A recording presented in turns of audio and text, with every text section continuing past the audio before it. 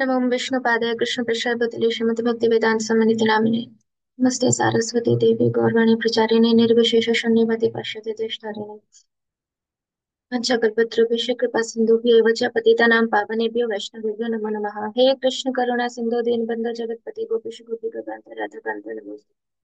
तप्त कांचन गौरांगी श्री राधे वृंदावनेश्वरी वृषभानुसुते देवी प्रणमामि हरिप्रिय।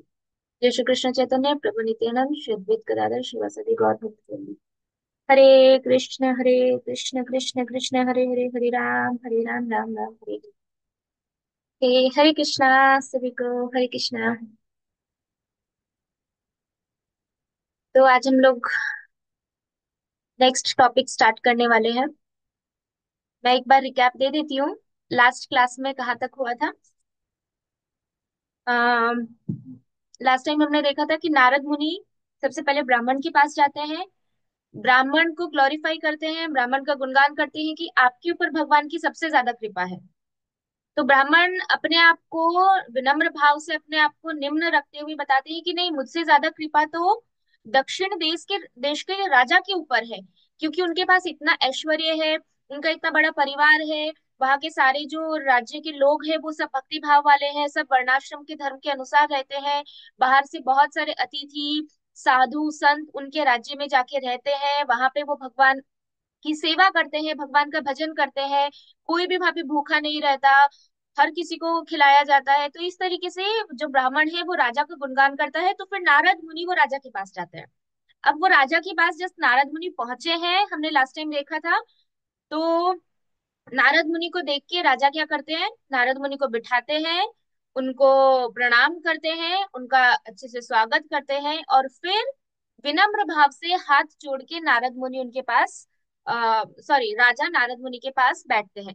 तो तब नारद मुनि डिक्लेयर करते हैं, बहुत जोर से बोलते हैं कि ये जो राजा है, ये राजा के ऊपर भगवान की सबसे ज्यादा कृपा है, भगवान की कृपा के सबसे उत्तम पात्र ये राजा है। तो जब इस प्रकार से नारद मुनि बोलते हैं तो राजा बहुत शर्मिंदा होते हैं, क्योंकि जो भी वरिष्ठ भक्त होते हैं ये हमको सीखना है। हम खुशी से एकदम फूल जाते हैं, हाँ मेरी तारीफ की, और नहीं करते तो हमें खराब लगता है, मुझे कुछ नहीं बोला, मेरी कोई तारीफ नहीं की है। लेकिन यहाँ पे नारद मुनि जो खुद महाभागवत है, नारद मुनि यहाँ पे आके किसका गुणगान कर रहे हैं, राजा का। और वो राजा को इतना शर्मिंदगी फील हो रही है, वो राजा इतना देख, इस यहाँ पे ऐसा लिखा है कि उन्होंने अपना सर जो है वो नीचे झुका लिया। वो नारद मुनि को देख भी नहीं पा रहे थे, क्योंकि उनको ऐसा लग रहा था कि नारद मुनि मेरा गुणगान कर रहे हैं लेकिन मैं इसके लायक नहीं हूँ। तो यहाँ तक हमने लास्ट टाइम किया था। आज आगे कंटिन्यू है कि अब जो राजा है, नारद का ये सुनने के बाद अभी राजा क्या उत्तर देते हैं। तो हम स्टार्ट करेंगे आगे से आज। देवर्षि अल्पायुषम स्व अल्पे ऐश्वर्यम लभ प्रदम नरम अस्वतंत्रम भयाक्रांतम तापत्रयण नियंत्रितम कृष्णा अनुग्रह वाक्यस्यापि आयोग्यम अविचारतः तदीय करुणा पात्रम कथम माम मन्यते भवान। बहुत अच्छा श्लोक है। अब राजा क्या बोल रहे हैं, राजा बोल रहे हैं, देवर्षि, देवर्षि किसको बोल रहे हैं, नारद मुनि को, कि देवर्षि हे नारद मुनि, मैं तो केवल एक क्या हूँ, मनुष्य। अपने आप को क्या बोल रहे हैं, मैं केवल एक मनुष्य हूँ।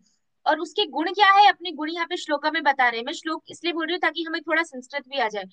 क्या बोल रहे हैं वर्ड, अल्प आयुषम, मतलब मैं केवल एक मनुष्य हूँ देवर्षि जिसकी अल्प आयुष्य है, जिसकी आयुष्य बहुत कम है।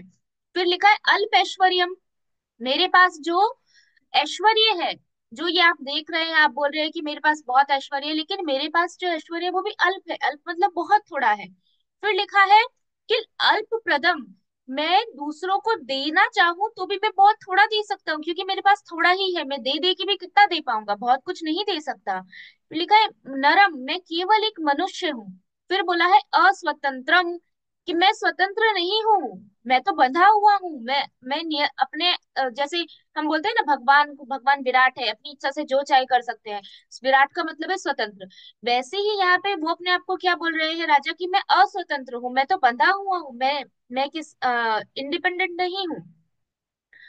फिर उसके बाद बोल रहे भया आक्रांतम, की हमेशा मेरे ऊपर भय, डर का प्रभाव बना रहता है, जैसे हमारे ऊपर है। अच्छा ये नहीं किया तो क्या होगा, कल क्या होगा, 10 साल के बाद क्या होगा, आज ये नहीं हुआ, तो हम ये सारी चीजें भविष्य का सोच सोच के हम क्या रहते हैं, भयभीत रहते हैं। वैसे यहाँ पे राजा बोल रहे हैं कि मेरे ऊपर तो, मैं मनुष्य हूं तो मेरे ऊपर तो भय का आक्रमण रहता है हमेशा। फिर बोला है तापत्रय, तापत्रय नियंत्रणम, कि मैं, मेरे ऊपर जो प्रकृति के 3 गुण हैं, वो 3 गुण के कारण जो 3 प्रकार की कष्ट मिलते हैं, आदि देविक, आदि भौतिक और आध्यात्मिक, वो तीनों प्रकार की जो ताप है उससे मैं जकड़ा हुआ हूँ, वो मेरे ऊपर कंट्रोल करते हैं। मैं स्वतंत्र नहीं हूँ, मैं तो 3 गुणों में और 3 प्रकार की ताप में बंधा हुआ हूँ। ऐसा करके राजा बोलते हैं, अपने अपने आप बारे में बता रहे हैं। फिर आगे बोलते हैं कि भविष्य में अगर कभी भगवान कोई मेरे ऊपर कृपा करे, तो मेरी लायकात इतनी भी नहीं है, मेरी योग्यता इतनी भी नहीं है कि भगवान अपनी कृपा से मुझे कोई एक शब्द भी बोले। कैसा शब्द, यहाँ पे सनातन गोस्वामी बताते हैं कि मैं, मेरी इतनी योग्यता भी नहीं है कि भगवान मुझे ऐसा बोले कि हे राजा, तुम पर मेरी कृपा हो। मतलब मैं इस योग्य भी नहीं हूं कि भगवान ऐसा बोल सके।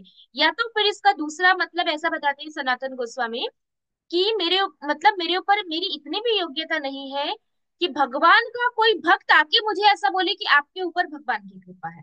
वो बता रहे हैं कि मैं इतना गिरा हुआ हूँ, इसलिए मेरी कोई योग्यता नहीं है।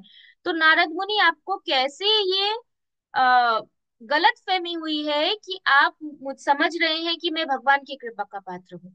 ये राजा बताते हैं। कितनी सारी चीजें बोली उन्होंने अपने बारे में। तो हमें देखना चाहिए, ये सब हमारे में भी है। हम मनुष्य हैं, आयुष्य नहीं है, कोई ऐश्वर्य नहीं है, राजा जितना तो ऐश्वर्य बिल्कुल नहीं है, राजा जितना दान भी नहीं देते, स्वतंत्र तो हम बिल्कुल नहीं है, भय भी हमको रहता है, हमारे ऊपर 3 प्रकार के जो ताप है, हम उससे भी पीड़ित रहते हैं। फिर भी हम बोलते हैं हमारे ऊपर भगवान की बहुत कृपा है। कहाँ कृपा है? देखो, भक्त कभी ऐसा नहीं बोलते कि हमारे ऊपर बहुत कृपा है।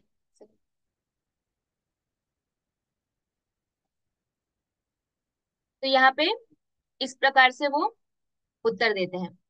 अब आगे क्या बोल रहे हैं, जो राजा है वो आगे नारद मुनि को बोलते हैं, देवा एव दया पात्रम विष्णोर्भगवतः किल पूज्य माना नरेर्नित्यम तेजोमय शरीरिणः। आगे नारद मुनि को क्या बोल रहे हैं कि भगवान की कृपा, भगवान विष्णु, इसमें क्या बोला है, विष्णु भगवतः, भगवान विष्णु की कृपा के जो वास्तविक पात्र है वो कौन है, वो तो देवा मतलब देवता लोग है, ऐसा बोल रहे हैं। क्योंकि देवता लोगों का जो शरीर होता है वो पूरा तेजोमय शरीर होता है, और जो साधारण हमारे जैसे साधारण मनुष्य जो है ये पृथ्वी लोक के, वो उन देवताओं की पूजा करते हैं। तो नारद मुनि, वो देवताओं के ऊपर भगवान की वास्तविक कृपा है, ऐसा बोलते हैं। फिर आगे बोलते हैं, निष्पापः निष्पापः सात्विक दुख रहित सुखी न सदा स्वच्छंद चारा गतयो भक्तेच्छा वरदायकः। बताते हैं कि क्योंकि वो देवता कैसे हैं, क्यों उनके ऊपर कृपा है, क्योंकि वो पापी नहीं है। कोई भी पापी व्यक्ति जिसमें किंचित मात्र इतना भी किसी ने पाप किया है या इतना पाप उसके अंदर रह गया है, तो वो व्यक्ति स्वर्ग नहीं जा सकता। पापी व्यक्ति स्वर्ग में नहीं रह सकते, वो फैक्ट है। तो यहाँ पे बोला है कि वो पापी नहीं है, देवता लोग क्योंकि कोई व्यक्ति ने बहुत पुण्य किए होते हैं, तब उसकी गति स्वर्ग में होती है, तो स्वर्ग लोक में रहता है। लेकिन जहाँ स्वर्ग के जो नियंत्रक है देवता लोग, उनमें तो कोई पाप नहीं होता। तो बोला है वो पापी नहीं है। फिर साथ भी कहा, वो हमेशा सतोगुण में स्थित रहते हैं, वो हमेशा सतोगुण में कार्य करते हैं। उसके बाद क्या बोला है, दूसरा वर्ड दुख रहित, दुख रहित मतलब उनके पास, उन पे कोई दुख नहीं है, वो दुखों से रहित है। जो भी जैसे बताया उसने कि हमारे ऊपर 3 प्रकार के ताप आते हैं, तो देवताओं के ऊपर वो ताप नहीं आते, देवता उससे मुक्त रहते हैं। फिर बोला है सुखी नहा, वो हमेशा सुखी, हमेशा खुश रहते हैं, कभी दुखी नहीं होते, राजा बता रहे हैं। फिर आगे बोल रहे हैं, स्वच्छंद आचार गतियो भक्ति इच्छा वरदायक, मतलब वो जो अपनी मर्जी से, जो भी उनकी भक्त है, जो उनकी पूजा कर रहे हैं, उनकी जो इच्छा होती है, तो ये देवता अपनी इच्छा से उनको जो वर देना चाहे वो वर उनको दे सकते हैं। फिर उसके बाद क्या बोला है, स्वच्छंद आचार गतियो, गतियो मतलब चलना जाना, तो वो कहीं पे भी अपनी इच्छा से जा सकते हैं। उनको आकाश में जाना है, किसी लोक में जाना है, पृथ्वी पे आना है, जहां जाना है वो फ्री है। उनको जैसे कार्य करना है वो वैसे कार्य कर सकते हैं। उनको जैसा आचरण करना है, जैसे उनको जहां जाना है, जैसे जाना है वो जा सकते हैं। तो उन तो बोल रहे हैं कि इस प्रकार के जो देवता है उनके ऊपर भगवान की कृपा है, मेरे पास तो ऐसा कोई भी गुण नहीं है, तो आप कैसे बोल सकते हो नारद मुनि कि मेरे ऊपर भगवान की कृपा है। फिर आगे बोलते हैं, येषाम ही भोग्यम अमृतम मृत्यु रोग जरादिहृत स्वेच्छायोपन स्वेच्छायोपनतम शुद्रिद बाध भावे पी तुष्टिदम। मतलब क्या बोल रहे हैं यहाँ पे कि उनका वो जो खाते हैं भोग्यम, फूड जो खाते हैं वो कैसा है, अमृतम। क्या पान करते हैं देवता, अमृत का पान करते हैं। तो हम तो कैसा खाते हैं, नारा वो क्या बोलना चाहते हैं राजा कि हमारी चेतना कहाँ पे, अन्नमय, हम अन्न में है। लेकिन देवता लोगों के लिए अन्नमय नहीं, देवता लोग वहां पे किस चीज का पान करते हैं, अमृत का पान करते हैं। वो अमृत क्या करता है आगे बताते हैं, उसमें श्लोका में बोला है कि मृत्यु, रोग, जरा आदि, मतलब मृत्यु को, फिर रोगों को और बुढ़ापे को, वो अमृत जिसका वो लोग पान करते हैं वो क्या करता है उसको, ये तीनों रोग को, मतलब रोग, मृत्यु और बुढ़ापा, ये तीनों को हटा देता। तो वो लोग ऐसी चीजों का पान करते हैं। फिर बोला है कि उनको कभी भूख नहीं लगती है, प्यास नहीं लगती है, इसीलिए वो अपनी इच्छा से ये अमृत का पान करके वो खुश रहते हैं। ऐसा, ऐसा देवताओं के बारे में, क्यों वो हमारी तरह देवताओं को भूख प्यास नहीं लगती है, लेकिन क्योंकि उनको आनंद आता है। आ, हाँ ओके वैशाली। तो वो बोल रहे हैं कि क्योंकि उनको भूख प्यास नहीं लगती है, इसलिए उनको ऐसा कंपलसरी नहीं है टाइम टू टाइम, अरे मुझे भूख लग गई है मुझे खाना पड़ेगा, नहीं ऐसा नहीं है, वो अपने इच्छा से अमृत का पान करते हैं, क्योंकि उससे उनको संतुष्टि मिलती है बस। फिर आगे बोला है, वसंती भगवन स्वर्गे महाभाग्य बलेन ये यो निर्विभारते वर्षे सत्पुण्य लभ्यते कृतः कृते है। क्या बोला है, हे नारद, उनका पुण्य इतना ज्यादा है, ऐसा बोला है, उनका भाग्य इतना प्रबल है, महाभाग्य वर्ड यूज हुआ है यहाँ पे, कि उनका भाग्य इतना प्रभावशाली है, इतना प्रबल है कि वो लोग स्वर्ग में रहते हैं। और वो स्वर्ग हमारे जैसे मनुष्य जब एकदम परफेक्ट कार्य करे, परफेक्ट का मतलब क्या होता है कि उसमें 0.0000001% भी चूक नहीं होनी चाहिए, ऐसा कार्य, ऐसे पुण्य कर्म करने के बाद कोई व्यक्ति स्वर्ग जाता है। तो वो बोल रहे हैं नारद मुनि, हमारे जैसे लोगों के लिए तो वो कितना दुर्लभ है स्वर्ग, लेकिन ये लोग, ये देवता, उनका कितना भाग्य है कि वो लोग वहीं पे रहते हैं। ऐसा बता रहे हैं, सोचो, स्वर्ग कितना है तो गोलोक कितना होगा, वैकुंठ कितना दुर्लभ होगा। क्योंकि ये देवता गोलोक भी नहीं जा सकते, वैकुंठ नहीं जा सकते, और हम उनके लोक भी नहीं जा सकते, हमारा स्तर यहाँ पे हम सोच सकते हैं। तो यहाँ पे बता रहे हैं कि आ, एक सेकेंड।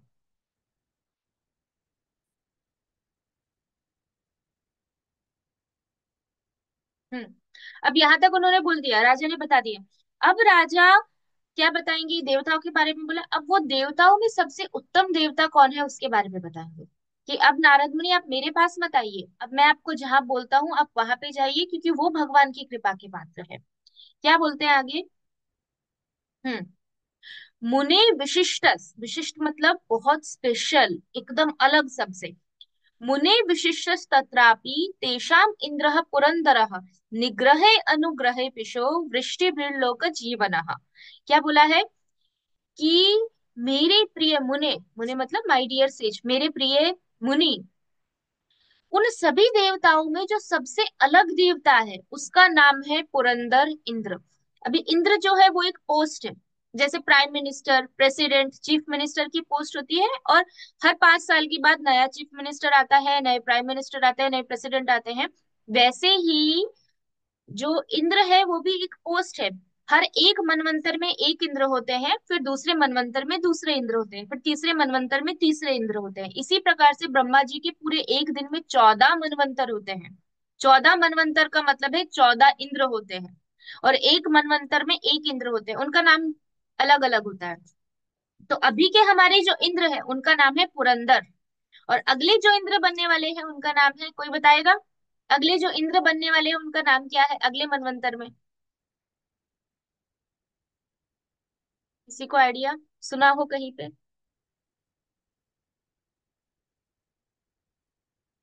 नहीं पता?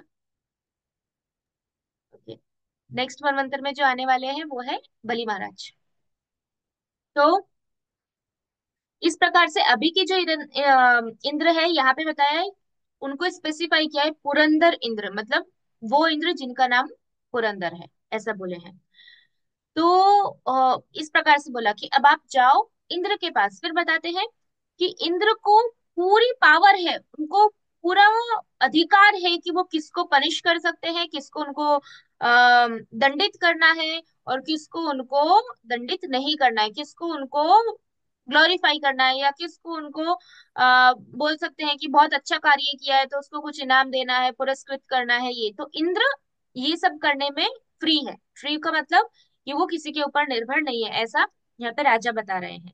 और फिर क्या बोलते हैं, वृष्टि फिर लोक जीवनः, और ये पूरे पृथ्वी को वो जल वर्षा के थ्रू, क्योंकि वर्षा के लीडर कौन है, डिपार्टमेंट किसका है वर्षा का, इंद्र का। तो वो बता रहे हैं कि वर्षा करने करके वो पूरी की पूरी जो पृथ्वी है उसको जीवन दान देते हैं, ऐसा करके। तो आप देवताओं को देखिए, और देवताओं में भी जो देवताओं के राजा है, स्वर्ग के राजा इंद्र को देखिए, ऐसा करके नारद मुनि को राजा बता रहे हैं। हाँ, मैं ये बोल रही थी कि ब्रह्मा जी के एक दिन में 14 मनवंतर होते हैं। तो मतलब 14 इंद्र हुए, एक मनवंतर में एक इंद्र होता है। और एक मनवंतर की जो आयु है, कितने साल का होता है एक मनवंतर, किसी को पता है? एक मनवंतर होता है 71 चतुर्युग। एक चतुर्युग मतलब एक सतयुग, त्रेता युग, द्वापर युग और कलयुग, दिस इज वन। ऐसे 71 चतुर्युग जब होते हैं उसको एक मनवंतर बोलते हैं। तो जो इंद्र होते हैं वो 71 चतुर्युग तक राजा रहते हैं स्वर्ग में। हमारी आयुष्य कितनी है एक चतुर्युग की? एक चतुर्युग में भी जो कलयुग है वो सबसे छोटा होता है। कलयुग की आयुष्य कितनी है?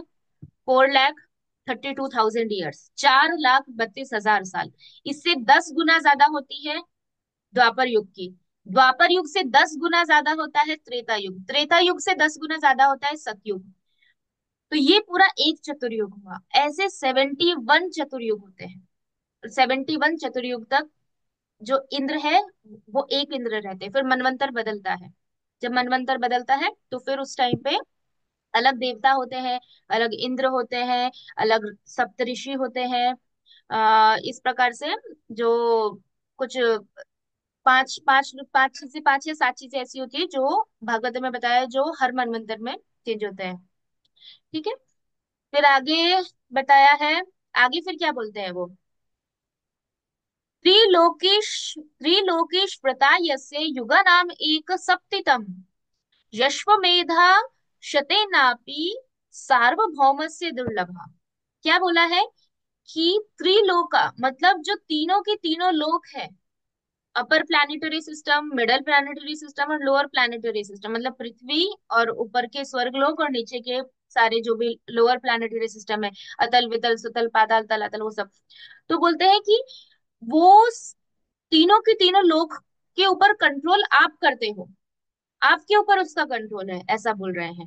फिर आगे क्या बोला है कि युगा नाम एक सप्तितम, एक सप्तितम मतलब 71 युग, मतलब 71 युगों तक आप राज्य करते हो तीनों के तीनों प्लैनेटरी सिस्टम पे, तीनों त्रिलोक, तीनों लोकों पे आपका शासन रहता है 71 युगों तक।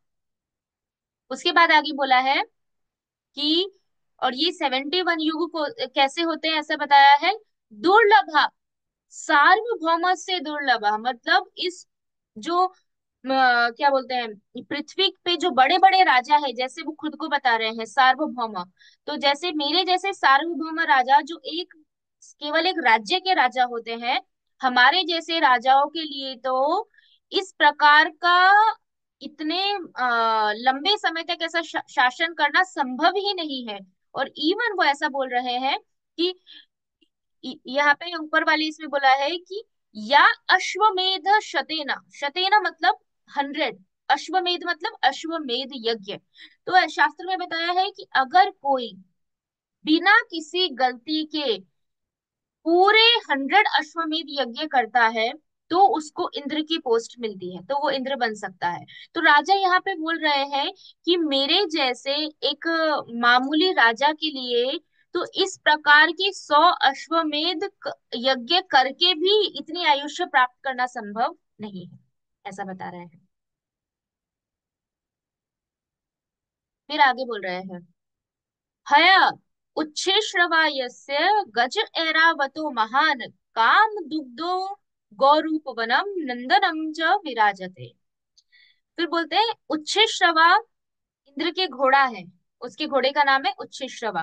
फिर ऐरावत इंद्र का हाथी है। उसकी जो गाय है वो गाय क्या है, कामधेनु। कामधेनु मतलब जो इच्छा आप करोगे वो इच्छा की प्राप्ति वो गाय की दूध से हो सकती है, जो आपकी इच्छा होगा। जैसे हम देखते हैं वशिष्ठ मुनि के पास भी कामधेनु गाय थी, जो उनको चाहिए वो दूध, जैसे दूध निकालते हैं तो वैसे जो इच्छा चाहिए वो गाय दे देती थी, ऐसा। तो ऐसी गाय इंद्र के पास है। फिर बोला है, और यही जो गाय है वही गाय सुरभि, इस गाय का नाम है सुरभि। यही गाय भगवान का अभिषेक करने के लिए गोविंद कुंड पे आती है, गोवर्धन में। और यही हाथी ऐरावत भगवान का अभिषेक अपने सूंड से भगवान का अभिषेक करते हैं, जब भगवान ने गोवर्धन को उठाया था और इंद्र का अभिमान तोड़ा था। फिर आगे बोला है, नंदनम नंदनम च विराजते। और स्वर्ग का जो गार्डन है वो गार्डन का नाम क्या है, नंदनम। तो वो नंदनम में वो राजा इंद्र आराम से टहलते हैं, घूमते हैं, ऐसा बता रहे हैं।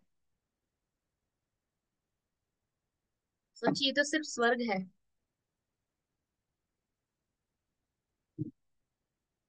उसके बाद, और क्यों यहाँ पे मेन नाम लिया गया है इसका, घोड़े का और हाथी का, क्योंकि ये घोड़ा और ये हाथी जो है वो जब समुद्र मंथन हुआ था तो समुद्र मंथन के समय ये हाथी और ये घोड़ा निकला था मंथन मंथन में से।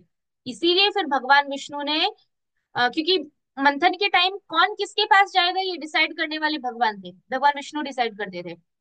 तो जब घोड़ा आया और हाथी आया तो भगवान ने ये दोनों के दोनों देवताओं को दे दिया था।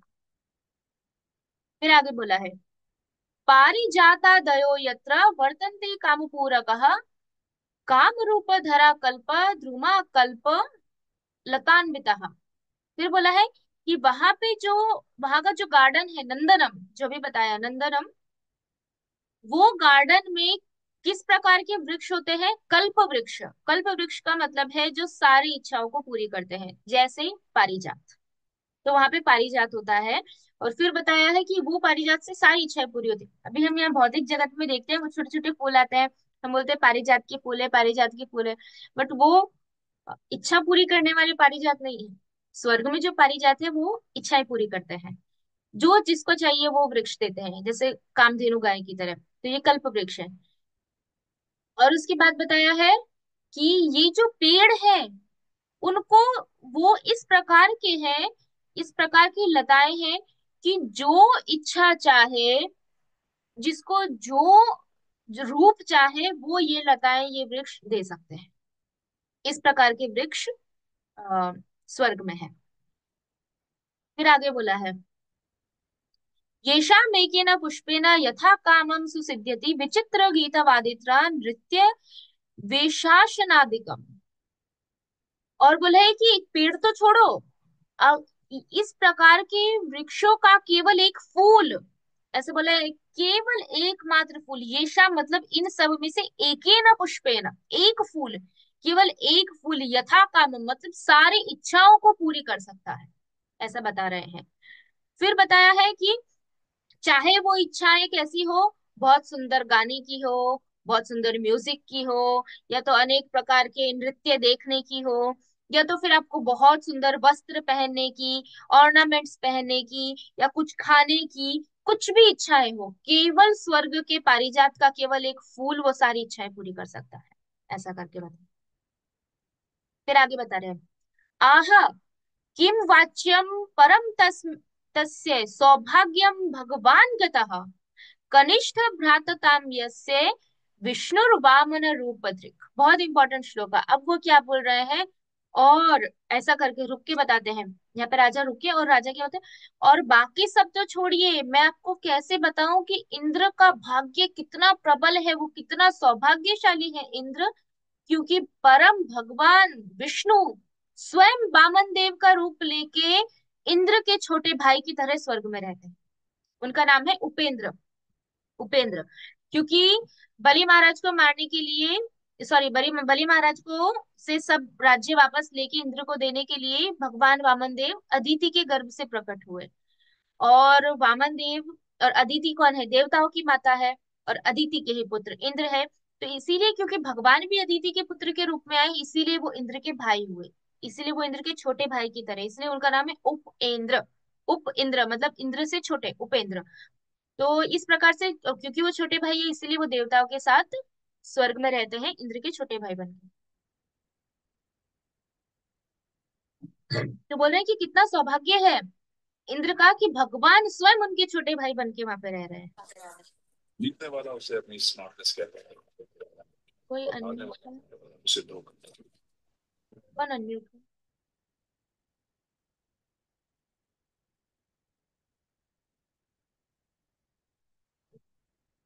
फिर आगे क्या बोला है, आपद्भ्यो आपद्भ्यो यस्मे यस्मो रक्षण, सॉरी, आपद्भ्यो यमसो रक्षण हर्षयन्येन विस्तृताम साक्षात् स्वीकुरुते पूजाम तद वेत्सि त्वम उतापरम।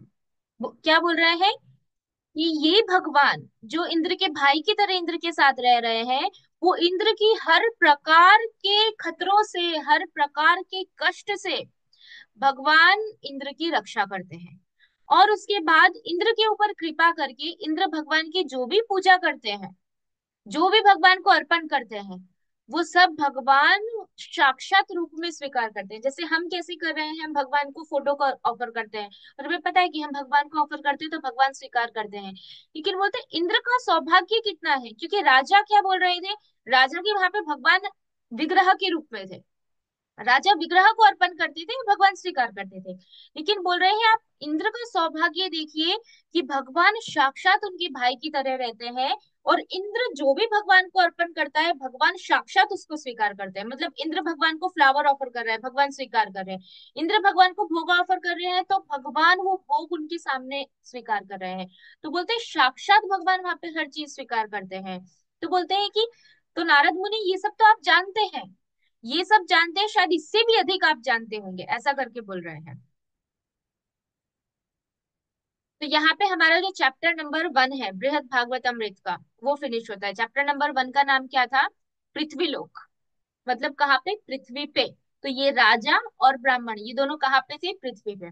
अब राजा ने किसके पास भेजा, नारद मुनि को, इंद्र के पास। तो अब दूसरा अध्याय है, उसका नाम क्या होगा, दिव्य। दिव्य का मतलब दिव्य लोकों में, स्वर्ग में। अब नारद मुनि कहाँ जाएंगे, स्वर्ग में जाएंगे। अब आगे परीक्षित महाराज बता रहे हैं, क्योंकि स्टोरी किसके बीच में चल रही है, परीक्षित महाराज के बीच में और उत्तरा के बीच में। तो परीक्षित महाराज ये सब सुना रहे थे। अब परीक्षित महाराज बोलते हैं, श्री परीक्षित उवाच प्रशस्य तम महाराजं स्वर्गतो मुनिरेक्षितः राजमानं सभा मध्ये विष्णुम देव गणैर्वृतम्। क्या बोल रहे हैं, परीक्षित बोलते हैं कि हे माता, जब राजा ने इस तरह से इंद्र का गुणगान किया, तो नारद मुनि वहां से उठ के कहाँ गए, स्वर्ग की तरफ गए इंद्र को मिलने के लिए। और जब वो वहां पे पहुंचे तो उन्होंने क्या देखा कि इंद्र की बहुत बड़ी सभा है, और सभा में सभी देवी देवता उपस्थित है। और वहां पे बीच में एकदम तेजोमय, पूरे तेज से प्रकाशित, वहां बीच में कौन है, भगवान विष्णु है। और वो भगवान विष्णु के चारों तरफ सारे के सारे जो देवी देवता है, वो भगवान विष्णु के आजू बाजू में सब खड़े हुए हैं। तो नारद मुनि जैसे ही पहुंचे स्वर्ग में, तो वहां पहुंच के सिर्फ वो देख रहे हैं। अभी नारद मुनि कुछ बोलेंगे नहीं, क्यों, क्योंकि अभी भगवान का ग्लोरिफिकेशन चल रहा है। तो नारद मुनि भगवान का ग्लोरिफिकेशन बीच में जाके रोकेंगे नहीं, पूरा वो एंड तक देखेंगे, उसके बाद जाके वो इंद्र से बात करेंगे। तो अभी वो जैसे ही पहुंचे, उन्होंने क्या देखा, बीच में भगवान है, पूरी सभा के बीच में, और सारे देवी देवता आजू बाजू में, भगवान के आजू बाजू में भगवान की पूजा और भगवान का ग्लोरिफिकेशन कर रहे हैं। फिर आगे बोला है, विचित्र कल्प द्रुमा पुष्पमाला विलेप भूषा वसनामृताद्य है, समर्चितम दिव्यत्रोपचारे है, सुखोपविष्टम गरुड़स्य पृष्ठे। आगे क्या बोला है, ये विचित्र कल्पद्रुमा, कल्पद्रुमा मतलब अनेक प्रकार के कल्प वृक्ष के जो पुष्प है, कल्प वृक्ष, जैसे हमने भी अब ऊपर देखा कौन सा कल्प वृक्ष, पारिजात।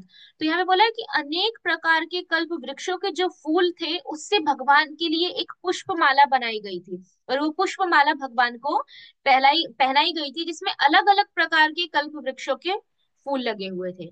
फिर विलेप, भगवान को लेप किया गया था। किसका लेप करते हैं भगवान को? चंदन का। तो भगवान को चंदन का लेप किया गया था।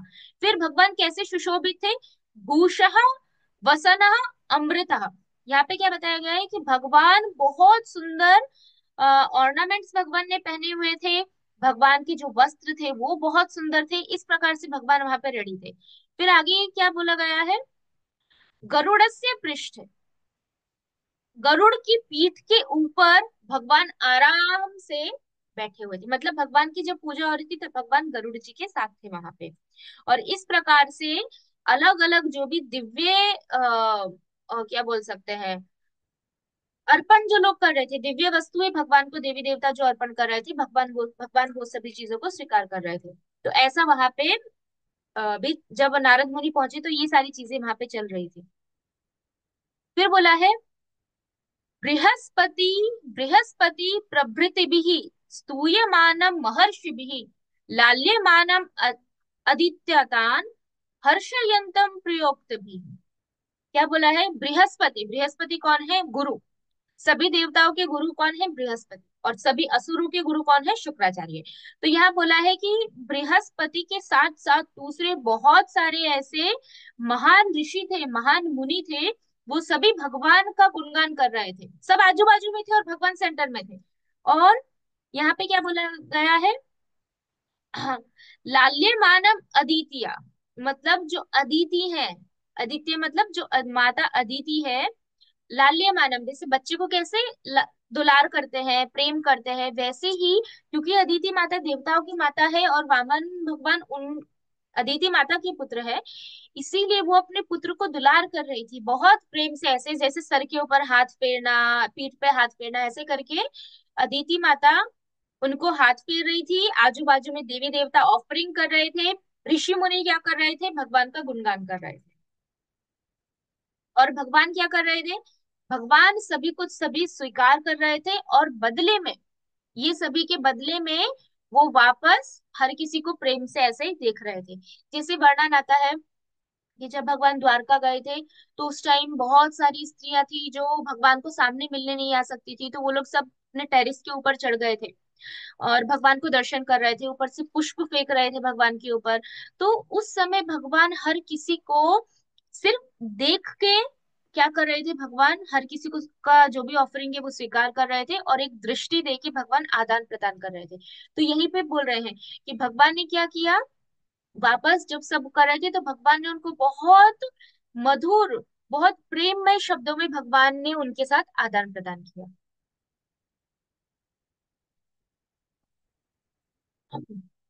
आगे, फिर आगे क्या चल रहा था, सिद्ध विद्याधरा गंधर्व अप्सरोभिर्विविध स्तव है, जय शब्देर वाद्य गीता नृत्यश्च परितोषितम। क्या बोला है, जो सिद्ध, विद्याधर, गंधर्व, अप्सरा, ये लोग स्वर्ग में रहते हैं। देवता, सिद्ध, गंधर्व, अप्सरा। तो ये सब क्या कर रहे थे, ये भी भगवान का गुणगान कर रहे थे। और क्या चिल्ला रहे थे जोर जोर से, जय हो जय हो जय हो, जैसे हम बोलते हैं ना, जय प्रभुपाद की जय, राधा गिरधारी की जय, वैसे ही वो लोग भगवान के सामने जय जय, all glories to you, all glories to you, ऐसा करके भगवान को बोल रहे थे। और गीत वाद्यन चल रहा था, मतलब गीत गा रहे थे। फिर नृत्य है, मतलब वहां पे नृत्य हो रहा था। तो इस प्रकार से सभी भगवान की प्रसन्नता के लिए वहां पे आ, नृत्य कर रहे थे, गा रहे थे, भगवान का गुणगान कर रहे थे। फिर जो वेदों के मंत्र है उसका उच्चारण कर रहे थे। सब कुछ किस लिए कर रहे थे? भगवान की प्रसन्नता के लिए। तो यहाँ पे बताया है कि जो सिद्ध है, वो सिद्ध प्रेयर्स ऑफर कर रहे थे, मतलब भगवान के लिए भगवान की स्तुति कर रहे थे। फिर आगे बताया है गंधर्व और अप्सरा जो है वो नृत्य कर रही थे, और जो विद्याधर है वो म्यूजिक बजा रहे थे। तो इस प्रकार से ये चारों भगवान की सेवा कर रहे थे। फिर आगे बोला गया है सॉरी, हाँ, शक्रायाभयम् उच्चोक्त्या दैत्येभ्यो ददतम दृढ़म कीर्तियार अप्यमानानां तंबुलाम चर्वंतम लीलया हृतम। क्या बोला है कि इन सभी के बीच में भगवान अभी क्या कर रहे थे कि जो भगवान है, मतलब देवी देवता आजू बाजू में सब ग्लोरिफिकेशन कर रहे हैं, सब कर रहे हैं, और भगवान इंद्र को क्या बोल रहे थे कि तुम्हें किसी भी प्रकार के शत्रु से घबराने की कोई आवश्यकता नहीं। जैसे कोई भगवान को बहुत प्रेयर कर रहा है, जैसे फॉर एक एग्जांपल ले लेते हैं कि हम अपने पेरेंट्स को फॉर एग्जाम्पल कुछ भी कर रहे हैं, बहुत प्रेम कर रहे हैं, उनकी सेवा कर रहे हैं, और वो रिटर्न में हमको बोल रहे हैं तुम डरो मत, मैं हूं ना, मैं सब संभाल लूंगा। हम सेवा कर रहे हैं और वो रिटर्न में हमको ये बोल रहे हैं। तो ऐसे ही यहाँ पे सब अपना अपना कर रहे थे भगवान की सेवा, और भगवान क्या बोल रहे थे, भगवान इंद्र को ये सांत्वना दे रहे थे कि इंद्र तुम बिल्कुल मत डरो, तुम्हें दैत्यों से घबराने की जरूरत नहीं है, मैं यहाँ पे हूँ, मैं तुम्हारी हमेशा रक्षा करूंगा। तो ऐसे भगवान बोल रहे थे। और साथ में जो कीर्ति देवी थी, कीर्ति देवी कौन है, भगवान वामन की पत्नी। तो कीर्ति देवी भगवान को जो तांबुल होता है, तांबुल ऑफर कर रही थी। तो भगवान बहुत प्रेम से तांबुल स्वीकार किया, और भगवान वो तांबुल को बहुत चरबंतम मतलब चबा रहे थे। भगवान को तांबुल बहुत पसंद है। हम नहीं खा सकते, हमारे लिए निषेध है। भक्त आचार्य बताते हैं हमारे लिए निषेध है, भगवान कर सकते हैं। हम गोलोक में जाएंगे तब कर सकते हैं, अभी नहीं कर सकते। तो यहाँ पे बताते हैं सनातन गोस्वामी कि देवी देवता जो भगवान की पूजा कर रहे थे वो दो मार्ग है। विष्णु भक्ति चंद्रोदय में दो मार्ग बताए हैं। पहला मार्ग है कि भगवान को 16 प्रकार की वस्तुएं अर्पण करके पूजा की जाती है। दूसरा मार्ग है भगवान को 64 प्रकार के जो वस्तुएं हैं वो अर्पण करके पूजा की जाती है। तो यहाँ पे देवी देवता दोनों में से कोई एक कर रहे थे, वो मेंशन नहीं है कि कौन सा किया, बट वो बताते हैं ये दोनों में से कोई एक पद्धति देवी देवताओं ने अपनाई थी भगवान की पूजा के लिए। फिर उसके बाद आगे बोलते हैं शक्रम च तस्य महात्म्यम कीर्तयन्तम मुहुर्मुहु स्वस्मिन् पकारांश वर्णयन्तम महामुदा। क्या बोल रहे हैं कि तो इस प्रकार से जो इंद्र और उनके जितने भी फॉलोअर्स थे वहां पे वो सब भगवान का गुणगान करते रहे, और बहुत क्या बोल सकते हैं उत्साह के साथ, बहुत ही संतुष्टि के साथ, बहुत खुशी के साथ वो भगवान के सामने बता रहे थे कि किस प्रकार भगवान ने हम देवताओं की सहायता की थी। कब भगवान ने सहायता की, जब बलि महाराज ने पूरा का पूरा जो तीनों लोक है वो ले लिया था, स्वर्ग ले लिया था, उस टाइम सभी देवी देवता छुप गए थे। तो किस प्रकार उस टाइम भगवान वामन आए और उन्होंने बलि महाराज से सब वापस ले लिया और इंद्र को सब कुछ दे दिया। तो वो कंटिन्यूअसली ये गुणगान कर रहे थे जैसे गोपियां करती थी। गोपियां की जब गोपियां दही मथती थी तो उस टाइम पे कि वो कृष्ण ने ऐसा किया, कृष्ण ने ये असुर को मारा, कृष्ण ने ये किया, कृष्ण ने इसको मारा, तो वो सारी भगवान की लीलाओं का स्मरण करते रहती थी कॉन्स्टेंटली। तो वैसे ही बताया है कि यहाँ पे जो देवी देवता थे स्पेशली इंद्र, वो बहुत खुशी के साथ भगवान के सामने बता रहे थे कि किस प्रकार भगवान ने भूतकाल में उनकी सहायता की थी। सहस्त्र नयनेरश्रु धारावर्षन्तमासने स्वये निशनं तत्पार्श्वे राजन्तं विभूति भी। क्या बोल रहे हैं, इंद्र जो है, क्योंकि इंद्र राजा है तो इंद्र का खुद का सिंहासन तो होगा, तो इंद्र का सिंहासन और बाजू में भगवान का सिंहासन ऐसे था, क्योंकि भगवान इंद्र के भाई है और वो भगवान है। तो इंद्र वहां पे भगवान की बाजू में बैठकर अपने जो इंद्र के कितने आंखें हैं, हजारों आंखें, उसकी कथा आती है वो बाद में डिस्कस करेंगे। किस प्रकार से उनको श्राप मिला था ब्रह्म हत्या का, और फिर उनकी ऐसे आंखें, इतनी सारी आंखें। तो हजारों आंखों से इंद्र भगवान की बाजू में बैठे थे और अश्रु बहा रहे थे, वो रो रहे थे। क्यों रो रहे थे, वो याद करके रो रहे थे कि किस तरह से भगवान ने हमारे ऊपर कृपा की। तो हमें भी टाइम निकालना चाहिए, हमें भी मनन करना चाहिए, क्योंकि अभी तो हम भक्ति में आ गए हैं। अभी हम प्रैक्टिसिंग डिवोटीज है, हम अभी डिवोटीज बने नहीं हैं, अभी तो हम डिवोटी बनने के मार्ग में है। तो हमें भी याद करना चाहिए कि किस प्रकार से कब कब भगवान ने हमारे ऊपर कृपा की है। जब हम सोचेंगे तब हमें पता चलेगा हम यहाँ पे थे, भगवान ने कहाँ से उठा के हमको कहाँ पे रख दिया। हम ये सिचुएशन में थे, भगवान ने यहाँ से यहाँ पे रखा। तब हमें पता चलेगा ना, हम सोचते रहेंगे हाँ भगवान ने ये किया भूल गए, कल भगवान ने ये किया भूल गए, फिर वापस 10 दिन बाद पास में भगवान ने हमारी कैसे हेल्प की भूल गए। तो ये ऐसे ऐसे भगवान के प्रति प्रेम नहीं बढ़ेगा। यहाँ पे क्या बता रहे हैं, इंद्र स्वर्ग के राजा होने के बाद भी भगवान के बाजू में बैठे हैं, फिर भी वो अपने हजारों नेत्रों से रो रहे हैं। क्यों? क्योंकि वो याद कर रहे हैं कि किस प्रकार से भगवान ने उस समय हमारी सहायता की। फिर उसके बाद बताया है, अथा विष्णु निजावासे गच्छन्तम् अनुगम्यतम् सभायाम् आगतम शक्रम आश आशस्योवाच नारदः। फिर भगवान विष्णु ने क्या किया, जो वामन देव थे उन्होंने सबकी पूजा स्वीकार की, सबका ग्लोरिफिकेशन स्वीकार किया, बदले में उन्होंने प्रेम पूर्वक शब्द बोले। और ऐसा बोल के भगवान विष्णु वहां से खड़े हुए, और वो अपने जहाँ पे भगवान रहते हैं उधर तो नहीं रहेंगे इंद्र के साथ, तो भगवान वहां से उठ के अपने जहाँ पे भगवान रहते हैं वहां पे भगवान चलने लगे। थोड़ी दूर तक इंद्र भगवान को छोड़ने के लिए गए, क्यों? क्योंकि वो भगवान है। और फिर इंद्र उन सब भगवान को छोड़ के इंद्र वापस अपनी सभा में आके बैठ गए। और जब इंद्र वापस आ गए, तब नारद मुनि इंद्र के पास जाते हैं, इंद्र को प्रणाम करते हैं, और फिर बोलना प्रारंभ करते हैं। अभी तक क्यों नहीं बोले थे? क्योंकि भगवान की पूजा चल रही थी, भगवान की पूजा के बीच में जाके वो भी इंद्र भगवान की पूजा कर रहा है, और उसके बीच में नारद मुनि बोले अरे इन भगवान की कृपा के सबसे बड़े पात्र तो तुम हो, ऐसा नहीं बोल सकते। इसलिए नारद मुनि पहले सिर्फ देख रहे थे, उन्होंने पूरा देखा। और जब भगवान चले गए, अब भगवान के सामने जाके वो, अब भगवान के जाने के बाद इंद्र को जाके बोल रहे हैं कि ग्लोरीज टू यू, आपकी जय हो इंद्र, आपकी जय हो, ऐसा कर।